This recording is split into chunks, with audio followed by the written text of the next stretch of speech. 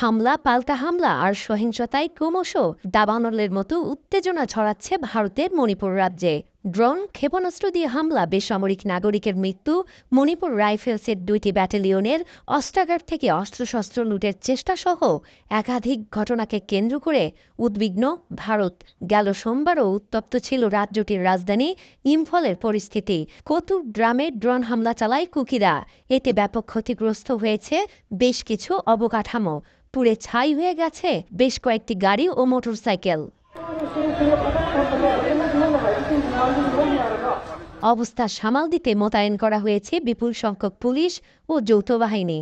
এদিকে শান্তি ফেরানোর ক্ষেত্রে প্রশাসনের ভূমিকা নিয়ে প্রশ্ন তুলে প্রতিবাদে নেমেছেন বহু মানুষ।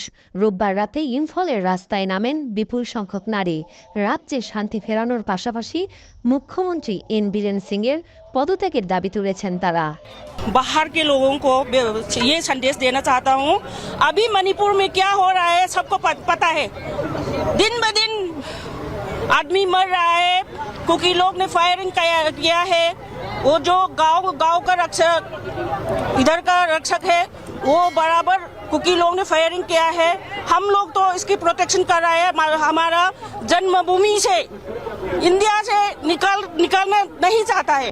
এই আবহে রাজ্যপালের সঙ্গে বৈঠক করেছেন মুখ্যমন্ত্রী।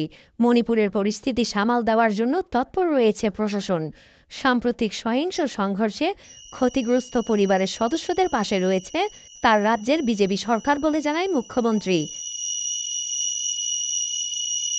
মণিপুর পুলিশের কর্মকর্তা রাজীব সিং বলেন, রাজ্যে সাম্প্রতিক সহিংস ঘটনাগুলোর কারণে মণিপুর পুলিশ যৌথ বাহিনীর সঙ্গে বেশ কিছু পদক্ষেপ নিয়েছে। তাদের ঊর্ধ্বতন কর্মকর্তারা জেলা সদরে রয়েছেন এবং পরিস্থিতি মনিটর করছেন বলেও জানান তিনি। We are taking it very seriously. We have spoken to everybody from here to Delhi और वहाँ दिल्ली में भी एनएसजी से भी हम लोगों ने बात किया है, डीजी एनएसजी से बात किया है, उनकी टीम से बात किया है, प्लस और भी एक्सपर्ट्स आ रहे हैं। हम लोगों ने कमेटी भी एक बनाई है कि ये ड्रोन के बारे में पूरा ये पढ़ने के लिए। এদিকে মণিপুরের বর্তমান পরিস্থিতি নিয়ে উদ্বেগ জানিয়ে প্রধানমন্ত্রী নরেন্দ্র মোদীর হস্তক্ষেপ কামনা করেছেন দিল্লির মেতেই আহ্বায়ক কমিটির নেতা সেরাম রোজেশ।